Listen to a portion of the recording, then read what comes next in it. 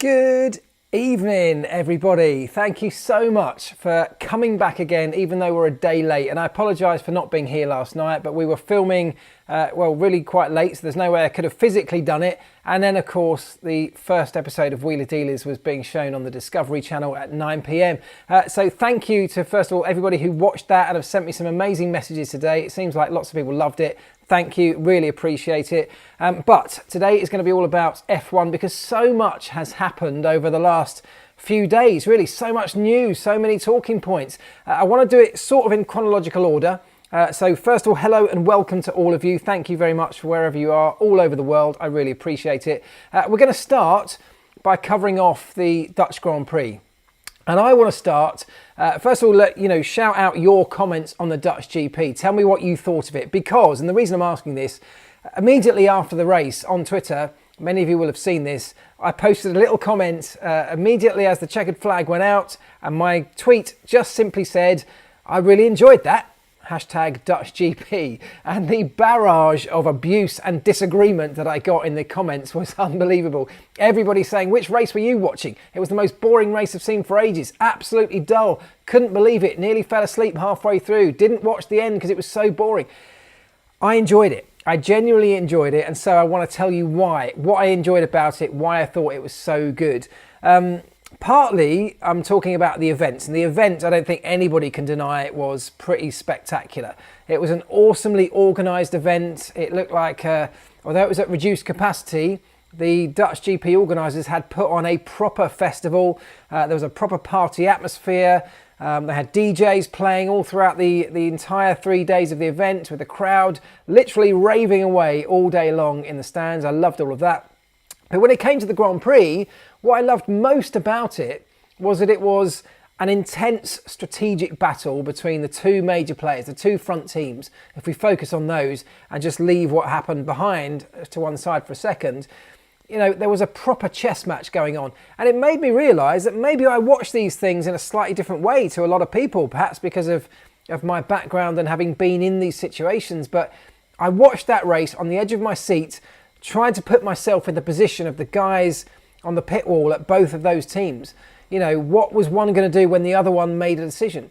Mercedes, of course, had two cars in that race. Red Bull only really one at the front end, and that gave Mercedes a potential advantage, but the cars were so closely matched and the circuit was such that it sort of suited the Red Bull more, that actually Mercedes, although trying to use Bottas as a pawn in the game, came close but didn't quite pull it off, and Red Bull had to be pretty brave and bold in some of their strategy calls to overcome all that. And I loved all of that. We had the scenario where it was a racetrack where, strangely or unusually rather, all three of the Pirelli tyres seemed to work and work quite well. And what I mean by that is that they were all able to switch them on. There was enough energy being generated through the banked corners, the sheer number of corners that come thick and fast around that track. The nature of the circuit is that tyres don't really get much of an opportunity to cool down because it's literally one corner after another. And they are all high energy corners. So the tyres were all able to get into temperature and therefore work. That gave a number of different strategic options because of having three tyres available. It was on the cusp of being a one-stop or a two-stop, in that therefore you had options in which way you could have gone, and if you had two cars in the race you could split it. And on top of that we had quite a close nature of the main cars in terms of performance. So I thought with all those elements, yes, I know there wasn't a lot of overtaking. I wasn't expecting any overtaking, so actually we got some and I saw that as a positive. But overall I thought the weekend was just a brilliant one, and I'm really looking forward to F1 going back there next year, potentially with cars under the 2022 regulations that may have a little bit more ease of overtaking, a little bit easier to follow and therefore maybe overtake as well. So that's my thoughts on it. That's my explanation for that tweet. I genuinely loved it. I stand by what I said. I want to know what you think. Good strategic race, says Scott Photo. A great circuit and the Dutch did themselves proud. I absolutely agree. There was no overtaking at the front, says Andrew Brown. I agree with that, but some of these races are not always about the on-track wheel-to-wheel battles. Of course, we want to see that over the course of a season. But look, Monaco is a circuit where we get zero overtaking, and it tends to be all about the Saturday. Now this was all about the Saturday, but the Sunday for me still had enough to keep me on the edge of my seat. I watched most of it on fast forward, says Nick Fuller. Well, listen, I totally get what all of you are saying. Those who didn't enjoy it, those who saw it as a boring race or a non-competitive race with little overtaking, of course I completely understand. And it has just made me think, maybe I watch these races in a slightly different way, as I said before, to a lot of other people. But, you know, perhaps trying to get your head around, put yourself in the position of the people making decisions when you are at this absolute high pressure strategic battle going on from the pit walls, can give another element to watching a Grand Prix. The bank corners added something different, absolutely. That was something that I thought was really interesting because it meant there were a number of different lines through some of the corners, and we actually saw a couple of guys using different lines, even attempting overtakes, going around the low route where others went round the high route. I don't think anyone quite pulled it off cleanly, but there were people attempting it. I thought DRS, in fact, somebody just said this. Where was it? Where was the question about DRS? Next year, DRS in the last banked corner. So I do think that DRS perhaps came in a bit late, and we can perhaps tweak that for next year to make it slightly more powerful to help assist that. But that's one of the things that we maybe have learnt from this weekend or this year. The F1 cars are only good for hot laps, says Bull to JZ Lexus. Built to JZ Lexus, sorry. Well, listen, current Formula One cars, and let's not forget, this is the very reason we are having such a groundbreaking change of regulations next year, is because Formula One cars have become so big, so aero specific and aero dependent and aero affected by the cars in front of them, that we have trouble on certain circuits overtaking and following, and therefore we're changing the rules to try and overcome that next year. So yes, I get what you're saying, absolutely. F1 cars could be improved, and that's exactly what we're going to try and do with the 22 cars, but I still think there was enough. The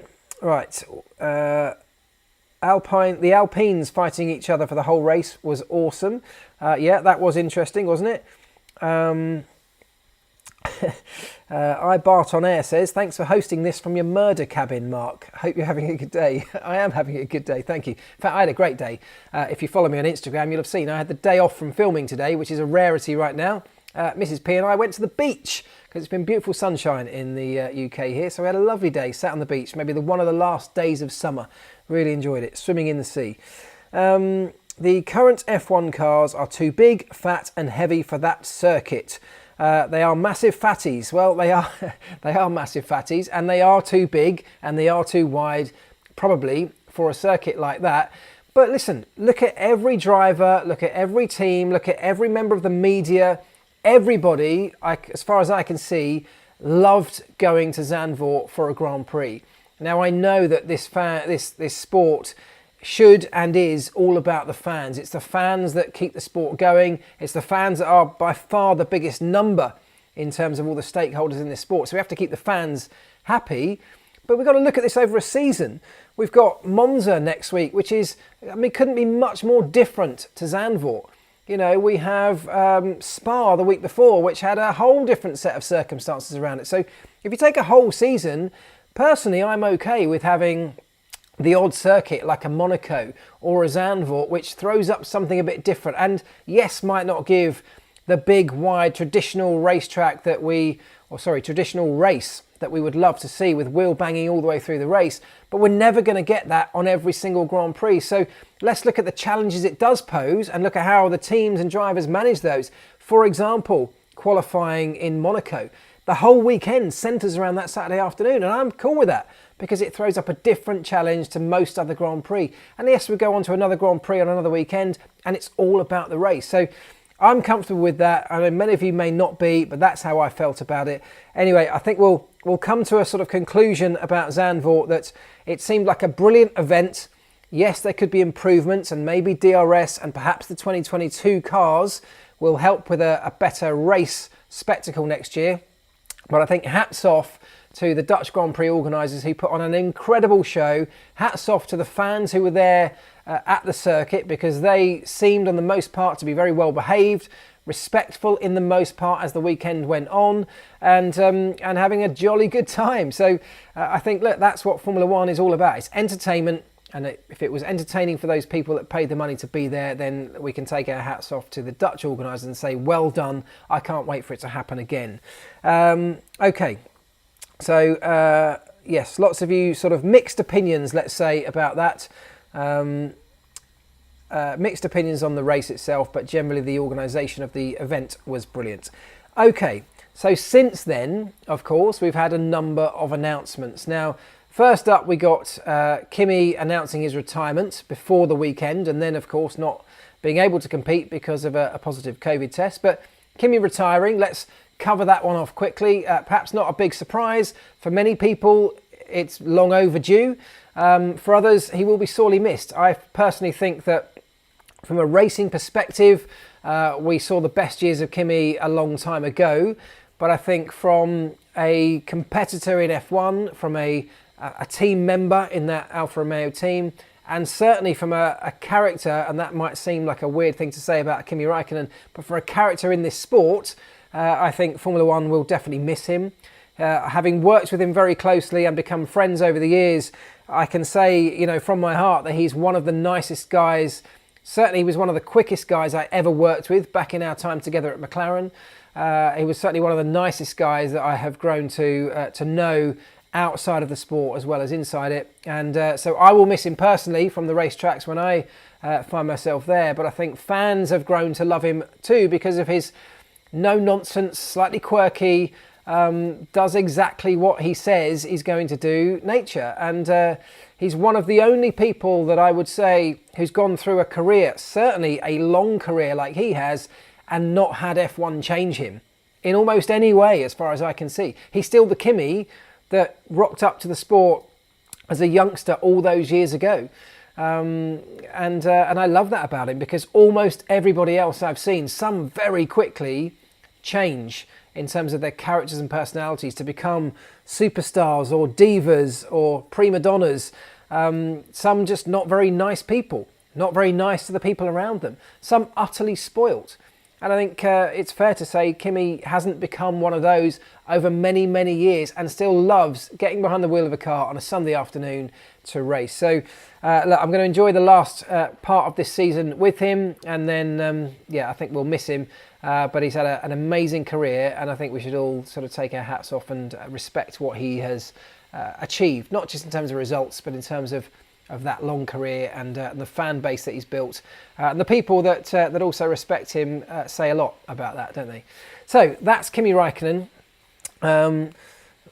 Let me see what you're saying. Any comments on that? Kimi will be missed, says Richard Boone. Absolutely. Kimi still held his own in his second stint with Ferrari. He did, absolutely. Press that like button, says One Love World. Absolutely, do what they say. Press the like button, I'd appreciate that. We're on 145 likes right now, and there's 800 of you watching this stream. So come on, just smash the like button. We should be able to get that over 800 in just a moment. Just do it now. Hit the like button. Otherwise, I'll set my mum on you, who's probably watching, because I spoke to her earlier. She said she would be. Right. He knows what he's doing, says Taft Titch about Kimi. Absolutely. Yeah, okay. Well, let's. I think we can agree that Kimi is a one-off, as Nutcracker says. Now, let's talk about what happened next in that whole chain of events. So, Kimi retired. We then, I think I'm getting this in the right order, we then got the announcement that AlphaTauri will retain both of their drivers, Pierre Gasly and Tsunoda, for next season. So what do we think of that? Gasly, a no-brainer. I'm, amazed that he hasn't been snapped up either by the Red Bull main team or by somebody else by now. But he's a great driver on top form. Another great result this weekend. But Tsunoda, what are we saying about Tsunoda? Does it feel like Red Bull are giving him a little bit more patience than perhaps they've given others, because he's been a bit hit and miss? He's shown talent, but he's also shown quite a lot of immaturity at times. And Red Bull are not normally known for giving their drivers a huge amount of time to overcome that. So Oh, there we go. My mum is here. Yeah. Thanks very much. She said, my mum, Heather Chalk, in the chat, says, yes, I'm here, keeping an eye on you all. Watch what you're doing. Yeah, hit the like button. Come on, 340 likes. There's still 800 of you watching. Just hit the button. Do it. So, right, so there we go then. So, AlphaTauri's drivers, what are we saying about that? Yuki needs some more time and guidance, says the pupil. He does, and that's just fair comment. That's fair for pretty much any driver that comes into a high-level sport like Formula One. Of course, they're going to need, you know, the preparation for Formula One is pretty poor. And I've always said this, drivers who come into Formula One have been prepared in building their way up through the motor racing ladder. So they've done single-seater racing. They know how to generally qualify a car and race a car. But then you get to Formula One and you're expected to lead a team of 1,000 people sometimes, to be brand ambassadors for some of the world's biggest brands, to present and be a public speaker, to be an actor sometimes for some of your promotional stuff, to give a huge amount of your time over to fans, to media, and to many other commercial aspects of the role, something that nothing has prepared you for. The huge amount of scrutiny and pressure that comes with media and fans that are on your back that they haven't had any experience of really in the build-up to that. And all of that, as well as the world's spotlight on you in the premier category of motor racing. And together with that, sometimes some very difficult and some unique types of cars that you're racing that need a very different type of driving style to what you may have been used to on the way up. So it's no surprise to me that most drivers need a little bit of guidance, a bit of coaching, and most importantly, a little bit of time to get used to what Formula One throws at these sometimes very young kids. So in that respect, I'm really pleased that the Red Bull family and AlphaTauri have given Yuki Tsunoda another year, a bit more time to bed in, to learn the craft and to fine tune those skills that he clearly has. So I hope he shines. I hope he's got, you know, the potential that he's shown on occasion can come through on a more consistent basis. Yuki will come good towards the, where's it gone? The comments just disappeared, sorry. Yuki will come good towards the back end of the season once his mind is settled. Well, a new contract often does exactly that, doesn't it? A new contract, knowing that your future's secure, often has a really quite major impact on what how you settle into a car, how the rest of your season goes. So maybe it will have that impact. Someone saying you should get your mum on the show. No, Mum, I love you, but you're not coming on the show. Yuki needs to wash his mouth out with soap and water with his salty language. I mean, does he? Or do we actually quite like that? I mean, that's, not that he just like bad language, but he's a guy who, he's not filtering what he says. He says what he thinks sometimes, and I personally think we don't have enough of that, not just with drivers, but right throughout Formula One. It's all so measured and corporate, and the responses are tailored by the PR departments, and I love that about Yuki. I don't want to lose that from F1. Kimi was another one of those that we are about to lose, who didn't have a filter on what he said. If he wanted to say something, he would just say it, and Yuki seems to have that as well. So yes, I think it's great that he's got another year of contract. Glenn Veazey Veazey says a new contract didn't settle Ocon. Yeah, not the smoothest of times since he re-signed his contract, was it? Will Honda regret leaving F1? That's a good one. Red Bull obviously and Honda looking very strong right now. That Honda power unit, as they're all going to be frozen at the end of this year, or the beginning of next year rather, Red Bull will have that same, or the optimised Honda power unit for next year, but it won't be called a Honda. They won't have Honda plastered all over the car. It won't be a Red Bull Honda. And yet, it could well end up being one of the strongest packages on the grid, like they are this year. And if they do that, are Honda just simply missing out after spending years building up to this moment? I mean, they may well get the championship this year, which will be hugely deserved for whoever ends up winning it. But if it is Red Bull and Honda, what a great way to sign off their this latest stint in Formula One, because they've had a torrid time, like a roller coaster of emotions, but massive respect to them. They haven't thrown the towel in earlier. They've stuck with it until they've had success, until they've found the right solutions to the challenges that this modern era of Formula One throws up. And you have to hold put your hands up or take your hat off to them and say, it would have been very easy to chuck the towel in. A huge amount of time, money and effort has gone into fine-tuning that power unit.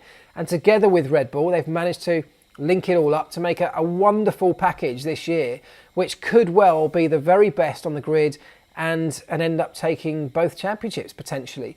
Will they regret leaving? I don't think they'll regret leaving, because they've obviously made that decision based on the number of factors, but one of them will largely be financial, and we're talking about the larger Honda group here, not just the small group of Honda that works in F1. So they won't regret the decision, I'm sure, because it was made for all the right reasons. But it would be a shame if they don't win the championship this year, but then went on with that same power unit, just not badged as a Honda, to win it next year. But only time will tell. Why is there not a project car in that garage? This isn't my garage, this is my kitchen, which is midway through some building work. And I don't have a garage at the moment, which is why I don't have a project car. But rest assured, the moment that I do have a garage finished, there will be a project car in it. Right, so that one have we done? AlphaTauri. So AlphaTauri drivers continue. Personally, I think it's a good decision. Really pleased. One really strong driver, one driver with potential. I can't wait to see what he does next year. I think I might have got this in wrong order, because actually didn't Bottas announce his move to Alfa Romeo before all that happened? I think he did. So let's cover off Bottas. Now, anyone who wants to fire in some Bottas jokes, I'm surprised you haven't done it already. You might as well get them off your chest. Do it now whilst we're talking about Valtteri Bottas. But whilst you're dreaming up your jokes, I want to take a serious moment to say what a legend this guy is. And again, if you follow me on Insta, you'll have seen I put a picture up yesterday or earlier today saying, I was able to hang out for an entire day, one day with Valtteri, one day with Lewis earlier this year. An amazing, lucky experience to hang out with them both, just chatting all day long. We were doing some filming, but I was basically there interviewing them and chatting all day long. And it's the first time I've really had a proper lengthy interaction with Valtteri. And my biggest takeaway was that, yes, he was utterly focused on the job. This was pre-season in the build up to this year. Utterly focused on the job. Make no mistake about that. He had every desire to win a championship, and he hasn't been able to do it for a number of reasons. But overwhelmingly, what an incredibly nice guy. What a brilliant human he is. And as I said in the Instagram post, there are not that many blisteringly fast racing drivers who are also incredibly nice human beings, and he's definitely one of those. So from that perspective, I wish him all the luck. I'm glad that he's staying in the sport, because I think a bit of fresh air will be good for him, a fresh start. He'll come with a huge amount of knowledge and experience from Mercedes, which he'll then take to Alfa Romeo. That information and that knowledge will no doubt help that team, could potentially even help Ferrari through the engine department link up as well. And he has a huge amount of potential to offer somebody like them. So I'm excited to see him continue. I'm excited to see what he can do with a bit of breathing space around him. What do you think? Let's see what you think on that. And let's get these Bottas jokes in. Bottas delivered my pizza today, says Jason Lovett. Bottas is too soft. So that's a criticism that's often levelled at him, isn't it? That he's maybe too nice. And actually, maybe the really nice guys in F1 are never the ones that end up being multiple world champions. And that's a fair criticism quite often. In my experience, you do have to have a little bit of ruthlessness to be relentlessly successful. I think Valtteri actually has a level of ruthlessness in him. And we've seen flashes of it. It's just not been consistent enough. And ultimately, he's up against possibly the greatest F1 driver of all time. Certainly one of them I've got moths flying around here now. With one of them with Lewis Hamilton. That's a huge challenge to try and fuck off. I'm being attacked by a giant moth.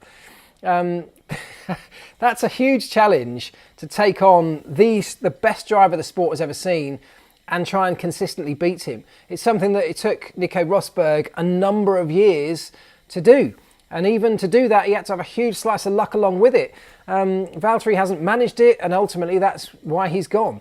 So I don't think anyone can argue with the fact that he had a great opportunity, had a chance, perhaps didn't make the most of it, but now he lives on to fight another day in Formula One, and that's perhaps the best outcome for him and maybe even the sport. So great guy, great driver, but maybe too nice, as a lot of you say. Attitude doesn't help pace. People are all wrong about that. No, I disagree. And actually being a Formula One driver isn't just about pace. In fact, pace, absolute pace, is probably a very small part of what makes a great F1 driver. It's what makes a great F1 driver. Pace, your speed, your lap time, over a single lap is a small part of what makes a great driver. Actually looking after tyres, managing tyres over a long stint, being able to use all the tools at your disposal, the wheel-to-wheel racing, the battles, the getting your elbows out, the starts, the tyre management is a huge part of all of this stuff. Power unit management is a huge part of what makes a great F1 driver.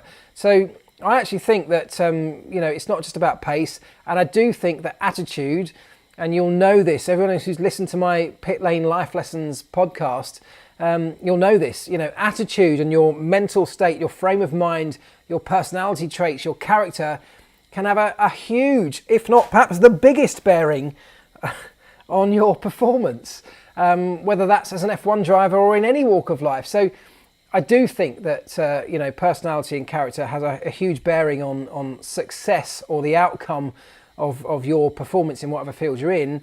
And perhaps there is some truth in the fact that the nice guy side of him, or there wasn't perhaps enough of a ruthless streak consistently to enable him to overturn perhaps the sport's greatest ever driver.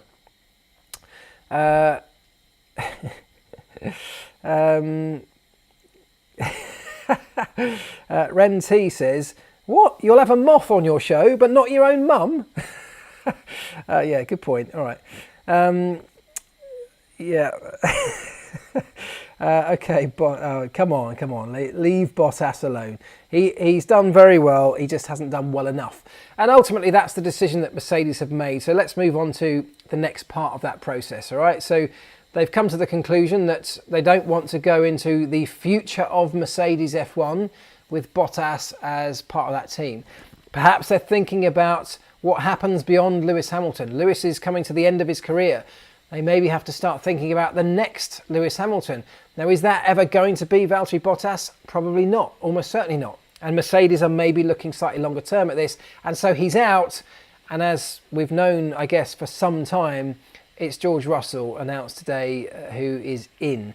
So George Russell to Mercedes, let's get your thoughts on that. Personally, I think it's a brilliant move. I can't wait to see it. We got a glimpse of it, didn't we, in Bahrain, when he got that shot as Lewis got COVID, put on a blistering performance. That's not enough to win you a seat, because you've got to know a lot more about a driver to know how he's going to fare over the course of a season and many seasons, how he's going to interact with your current driver, Lewis Hamilton. But personally, I think George Russell has shown a level of maturity which is extraordinary for his age and experience level. Certainly a level of talent and speed and racecraft in a car that has been very difficult to drive at times in the Williams, and thoroughly deserves this shot. But what do you think? Right.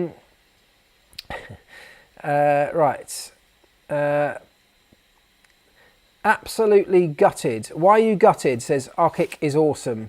Anchit is awesome. Why are you gutted? Let me know.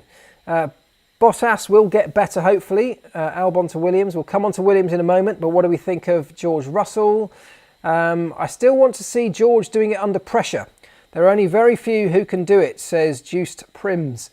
Well, he is operating under pressure. Yes, there's going to come a different level of pressure next year, but come on, he had some of the biggest pressure when he did his stint in the Mercedes in Bahrain for that one-off event, and delivered almost flawlessly over the course of that weekend. So, all right, that was only a snapshot and a glimpse into him coping with pressure, but I thought he did that very, very well. Any F1 driver, believe me, has a huge amount of pressure on his shoulders. I know that George is in a Williams, so somewhat off the radar towards the back of the grid, but he has to be measured every single week by those people inside Williams. The engineers at Williams are vastly experienced. They will know a good driver from a bad driver. They will have a huge amount of data to understand just how good George is. There's no way that George can hide from those people inside his own team, and they will be in constant communication with Mercedes. Mercedes have their own people embedded in the Williams team to run the engine side. There is a strong link between Mercedes and Williams, and Mercedes, of course, and George Russell. He's had time in the Mercedes car over testing as well. I know that pressure will come to a different level and at different times next year, but I personally think that George has shown on many occasions now that he's capable of handling it, and I guess only time will tell. But I mean, I don't know if you're suggesting you think it's the wrong decision, or you're just sort of waiting to see. But I think we're going to see some great things from him. Danny 906, Russell's the future, so it's a great move. Lewis. It's more than big. Lewis isn't a paper champion at all. Oh, you're responding to someone else. Of course, Lewis isn't a paper champion. Let's move on from that one. So let's see. What do you think? Is Hamilton better than Russell? Says DH. Is Hamilton better than Russell? That's not a simple question. Certainly not a question that anybody is capable of answering at this point. People ask me these kind of things all the time, and the only way I can ever respond when people say, who's the best driver that, on the grid, who's the best driver of all time? It's an impossible question. And the only answer I can ever give with this kind of stuff, and goes for anybody I think who works in Formula One, you can only really judge a driver that you've worked with. And the reason I say that is that when you're watching a race on TV, the only real way you can judge a driver is what you see on that TV. So it's race results, it's lap time, it's the occasional wheel-to-wheel stuff, it's the stuff you get to see on a Sunday afternoon when you switch on your television. But that really is a tiny part of what makes a great F1 driver. What you need to know is how they work with the engineers, how they set the car up, how they're working with the team over the course of a Friday, how they work over the course of testing, what they're doing in the simulator, what kind of level of interaction they're having when it comes to helping to improve the car, helping to improve themselves. How dedicated are they to their own personal development and their fitness and their own human performance? All of those elements nobody sees just by popping the TV on. And they're all key elements, particularly the engineering side and how the driver works with the engineers, the mechanics, the team management, the marketing people, how they lead that team, how they get the team behind them, how they inspire other people within the organisation. Massively important, and play a huge part in what level of performance both the driver, the team and the car is able to show when you switch your TV on a Sunday afternoon. So it's kind of the tip of the iceberg. So it's impossible to judge. There's no way at this point for anybody to say who's better. We'll get a very good idea, or certainly the Mercedes team will get a very good idea over the next couple of years when they are in the same car, inside the same garage, working for the same team. It's the only way you can really compare two drivers, when they have the same equipment. Lewis clearly has a vast amount of experience that there is no way George can compete with, but we're moving to a brand new set of regulations next year. A new car that will take a different driving style to get the best out of it, because it's got a completely different aero profile and setup that's going to be required to make it fast. Therefore, it may well be that this young gun without the sort of burden of years and years of doing Formula One a certain way might well adapt quicker, but who knows? We'll have to wait and see. Maybe Lewis's years of experience give him the advantage to be able to adapt to a new set of regulations and a new set of dynamics from a car. So that's one of the things for me that I find most fascinating about next year. It's going to be brilliant. It's different, and therefore people are going to have to adapt, both teams and their engineers, but also the drivers and how they drive the car. So I can't wait to find out who is best and who's got the also, of course, Lewis coming to the end of his career. You might say he hasn't yet peaked, or he's in the peak right now. Who knows? But only time will tell. Russell's incredible seriousness will make him fit into any team. So on that note, George Russell, again, this is a snapshot of what you see through the television. George is actually an incredibly funny lad. He will have a laugh with anybody and can be very silly and unserious at times. You do get quite a corporate George when you pop him in front of a camera, and that's part of his upbringing and this young kid who's come through the Mercedes ranks and always has an eye on doing the right thing for Mercedes. He's very Mercedes, and that's partly one of the reasons they will have been attracted to him, as well as what he can do in the car. But don't make no mistake, he's not just a serious kid who doesn't know how to let his hair down. He absolutely does. I've seen it. One Love World says, press the like button. Yes, thank you. Still 494 likes and 1,000 people watching. Hit the like button, please. I'd really appreciate it. It just helps the video to do well through the YouTube algorithm a little bit better. More people to see it, which is, of course, what we want for this. Right. Mark, do you think Russell can challenge Max in a Mercedes? Again, very difficult to say right now because who knows what will happen in terms of the pecking order next year. But look, the two strongest contenders on paper for next year, before we discover if somebody has found a sort of little loophole somewhere in the regs, before we see if someone's found the little magic bullet in terms of the design on their car. If you look at it as a set of regulations and a set of teams looking to adapt to those regulations, it's Red Bull, it's Mercedes, it's perhaps Ferrari, who are going to be best placed on paper to do that. They got the biggest teams, they've got the best people, the best resources, the best facilities.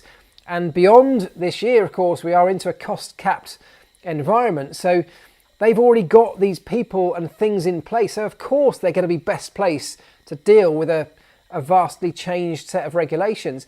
It doesn't yet mean that nobody from further down the grid might just find the loophole that could catapult them to the front. But let's just say Marc and Red Bull tend to be the two fastest cars next year. There is absolutely no reason why George Russell in a Mercedes couldn't beat a Red Bull or a Max Verstappen. I put him right up there from what we've seen in terms of his performances on a surface level that we've seen through the television. And I haven't worked with George, so I can't judge him. I do speak to a lot of people who have worked with him, friends of mine at Williams and at Mercedes, and they all rave about him as being incredibly good. I mean, next level good.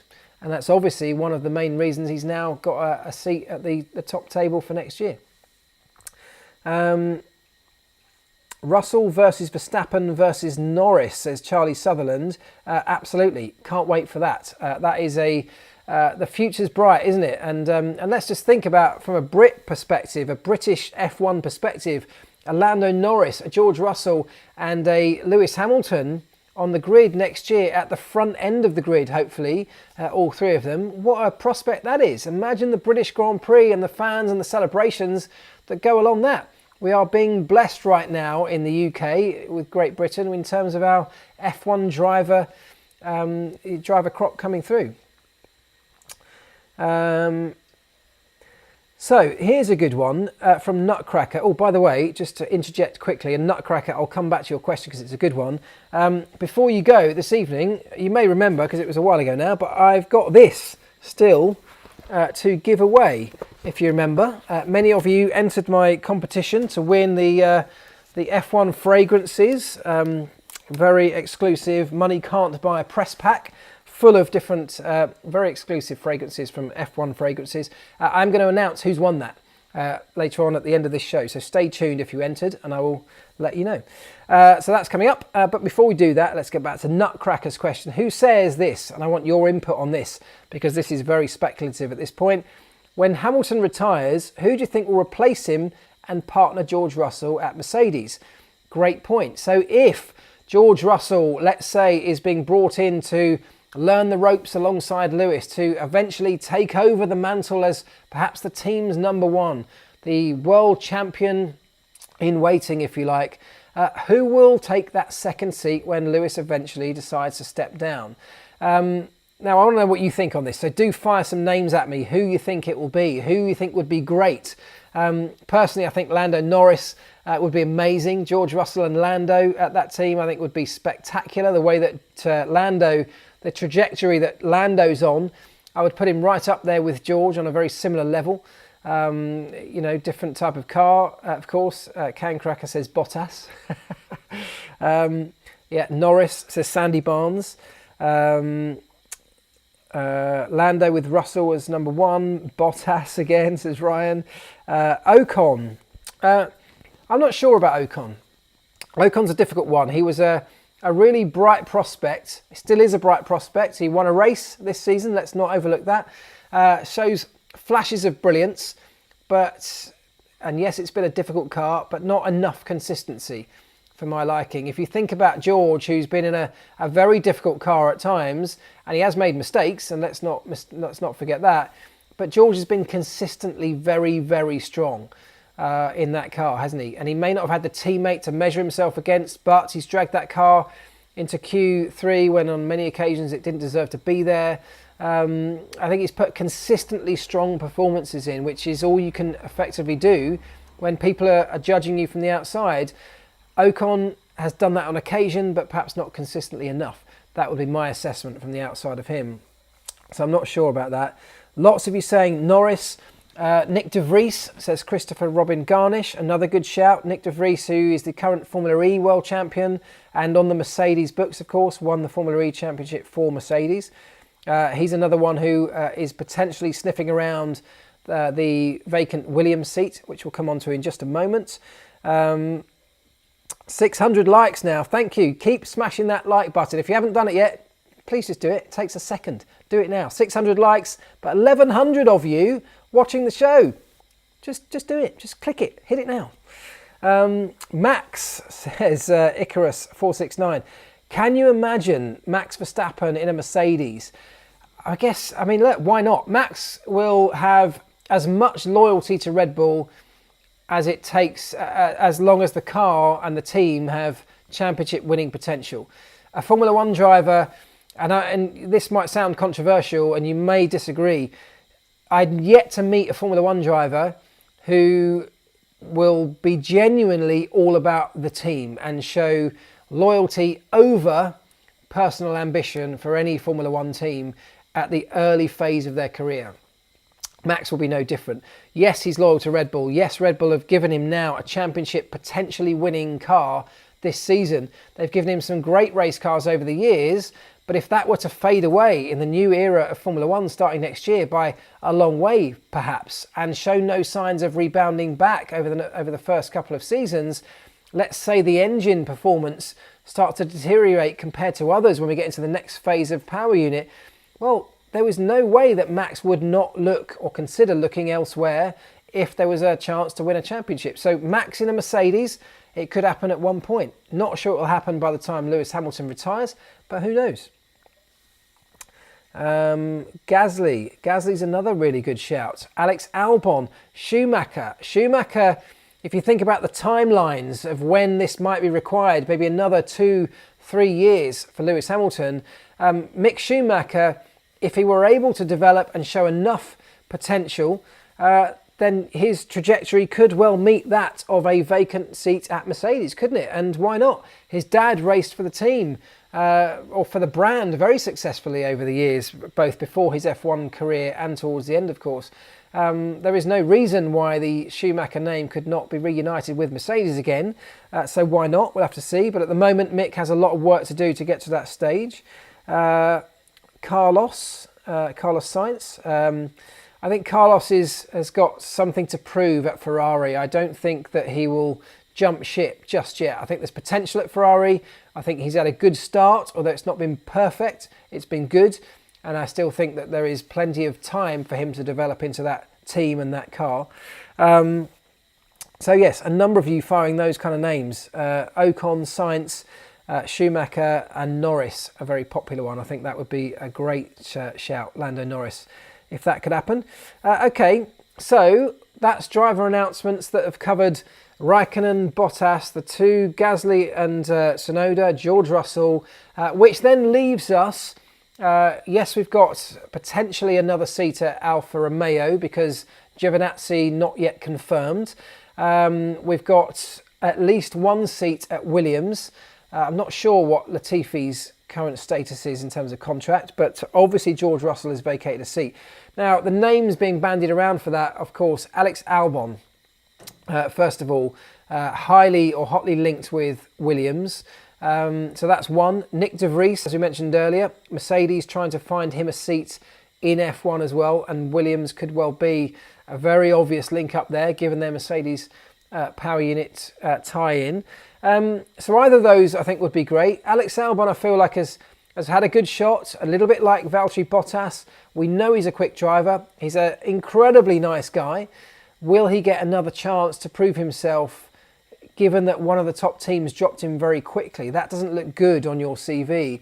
Did anybody see enough from Alex Albon outside of that Red Bull family to think, well, Red Bull were being way too harsh and actually we could give him a chance?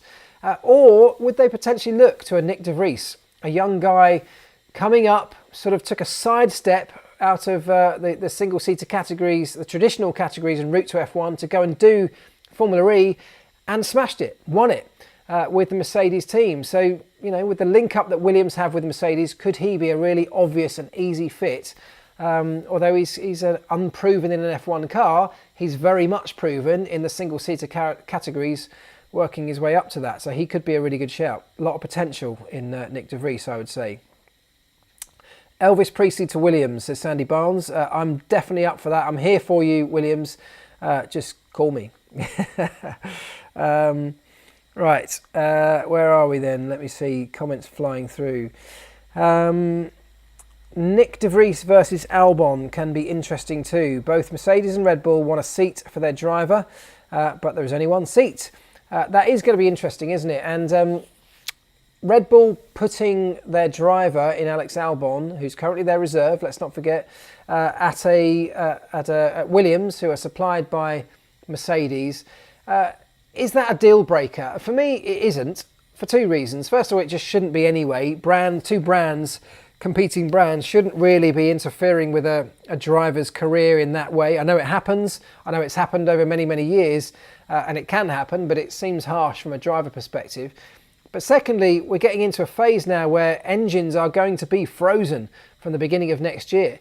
We're not in quite the same development battle from a power unit perspective that we were over previous seasons. And so there seems less to be gained from a power unit information perspective than perhaps we might have otherwise expected over previous times. So for me, I don't think it should stop it in any way from either side.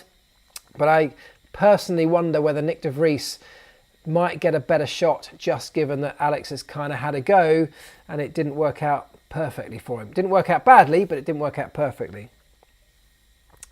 What about Super Sub Hulkenberg, says CG Deluxe. I mean, come on, he's had his day surely, but you never know. He seems to keep coming out the woodwork. Amazed to see that he wasn't called up for the Alfa Romeo slots at the weekend. How about Kubica?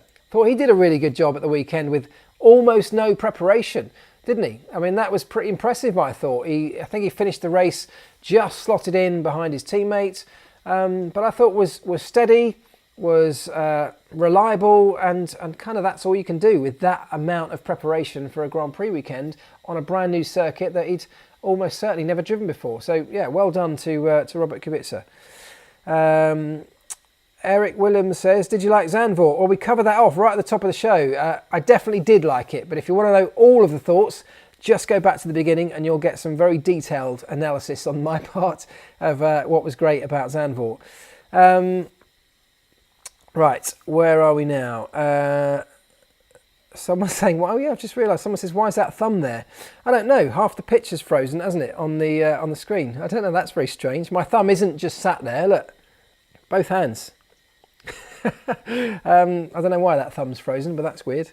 Right, there we go. How long we got? 10 minutes. Right, we'll do 5 more minutes and then I will announce who is the lucky winner of the F1 Fragrances package, which I'll get posted out to that person this week.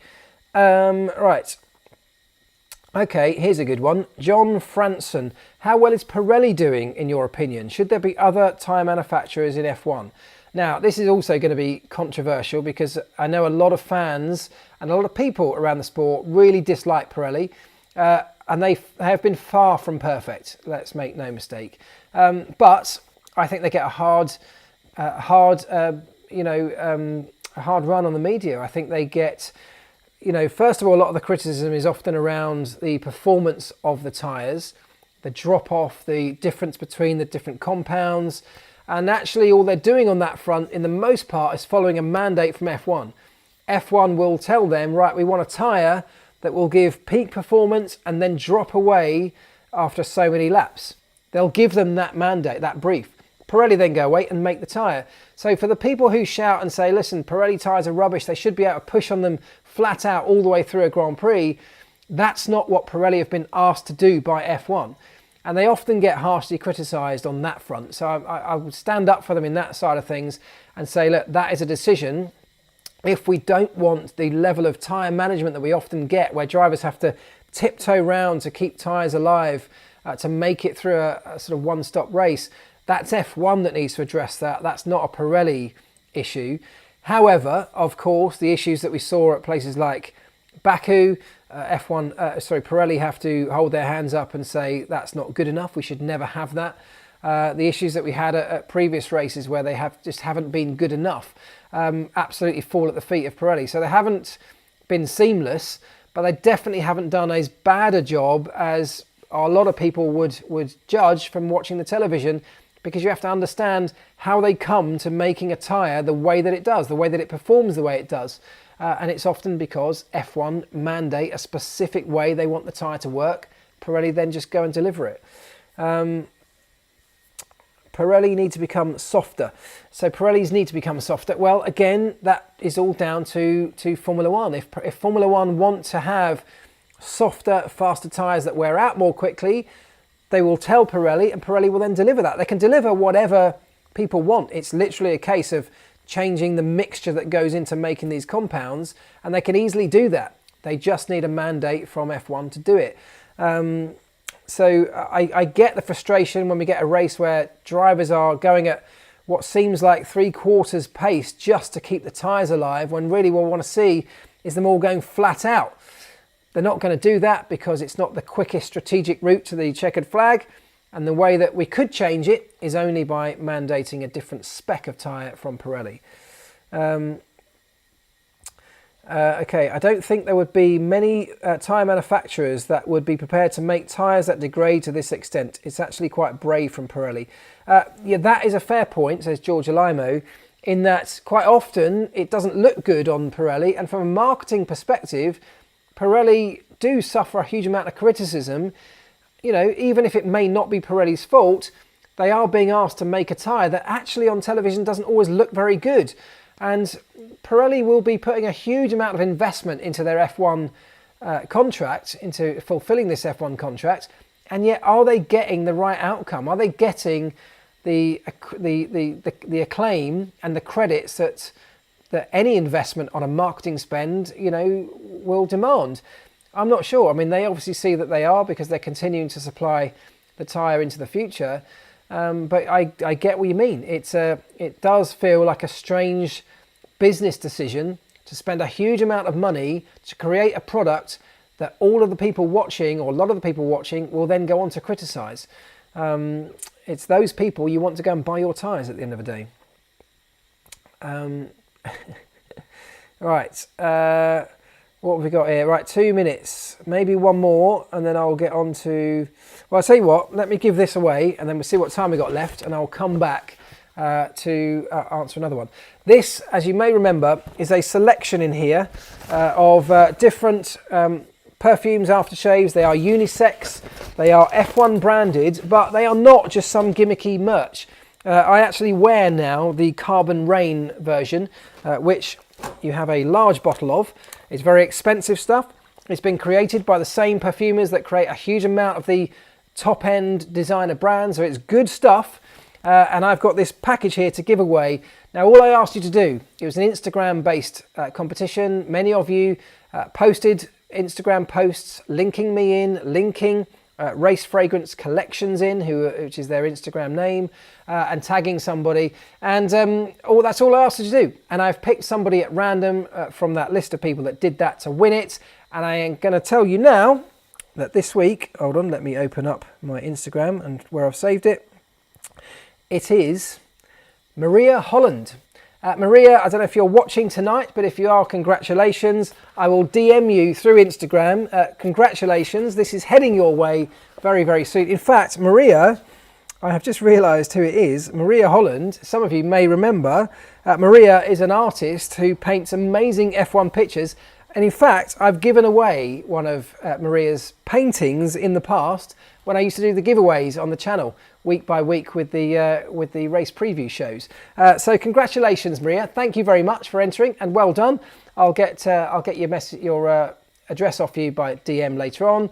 Thank you to everybody who took part, and a massive thanks to F1 Fragrances, of course, for sending me this to be able to give away to you guys. This is something that you can't buy in the shops. And if you want to know more, go and check out f1fragrances.com. They've got an amazing range, and genuinely, I'm not just saying this, I'm not being paid to say it. I'm saying it because I love what they've done. It does smell amazing. Right, that's that. Congratulations, Maria.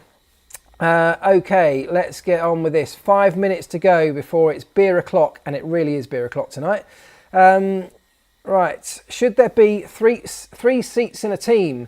This is a long-running argument. Yes, it would be great to be able to get extra drivers on the grid, but there is a huge complication with that, in that, first of all, you've got to bring 3 cars, 3 sets of equipment. That means an extra garage space for every team on the grid. Many circuits don't have that capability. You've got to be able to transport a huge amount of stuff, which means more trucks. It means more logistics, more freight. Everything that Formula One is trying to condense down and shrink to make the events more sustainable. And of course, with all of that comes more cost, something else that Formula One is trying to restrain and peg back and get back under some control. So whilst I would love to see more drivers get the opportunity to have a shot in Formula One, that's something that we really need to find a solution to. I don't think it's that, personally. What's Mark's beer of choice tonight? It will be Peroni, as it is every time. Thank you very much, Jason. Someone says dye your hair. Really? Yeah, it's got a couple of greys creeping in, but come on, that's not the end of the world. I'm comfortable with that. Right, imagine 30 cars in Monaco. Yeah, exactly. Some circuits can't cope with that many cars either. So it's a flawed plan, although I would love to see more drivers get the opportunity, as I say. The banking at Zandvoort. Could F1 safely use more of it? So let's take a quick recap of Zandvoort and what elements could they use to design future circuits and future events. First of all, the transportation of getting people to the racetrack was done amazingly. I've been to Zandvoort many times. One of its biggest problems is that there's only really one road in and out. It's a very narrow road in towards that little beach resort. They overcame that by parking people nearly 20 kilometres away and then either giving them bikes or public transport to get them in and out. And it worked seamlessly. That is something that will definitely be rolled out, I'm sure, to future events. The idea of this party carnival atmosphere all day long, keeping the fans in the stands entertained all the way through the event when there's nothing happening on track, DJs playing, brilliant entertainment for all of those people that had paid for a ticket. Creating an atmosphere that meant the event is, I think, world renowned now. Everybody raving about it. Those things will continue. And the circuit design itself, yes, it could be wider. It could have some slightly better overtaking opportunities if you were designing it from scratch today. But the banking for me was a big hit.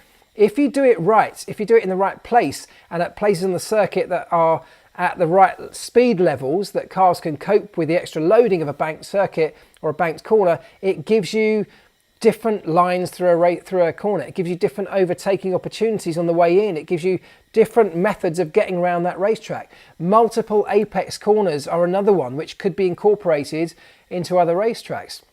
There are lots of ways to do it, and a lot of research has gone into how we could do this in the future. And I think you'll find that racetracks that come online further downstream will incorporate many of those ideas. Alex Wirtz, who's a good friend of mine and has his own circuit design company, is doing exactly that right now. We will see some of those designs come to fruition in the next few years. So I think a lot of what Zandvoort created, both in terms of its design and its event, will definitely form the template for many future events, and places like Miami will have been looking very, very closely at what Zandvoort did this weekend, and I hope they're able to roll out something very similar. And it is 10 o'clock. I really appreciate, look, we got up to 723 likes. If you haven't done it yet, just before you go, do smash that like button. I will be appreciative, and so will my mum, who is lurking in the chat somewhere. But thank you so much to all of you for joining tonight. I really appreciate it. Next week we'll be back on Monday. I haven't yet figured out whether it'll be 8 p.m. on Monday UK time or 10 p.m. to get around the whole Wheeler Dealers thing. If you haven't seen Wheeler Dealers, go check it out. It's on Catch Up, it's on Discovery Channel or the Discovery Plus app. You can actually see episode 2 now if you've got the Discovery Plus app. It's well worth it. I love it. I hope you do too. Enjoy the Italian Grand Prix coming up this weekend. Lots to look forward to there. And I will see you all very soon. Thanks, guys. Have a great week. Ta-da!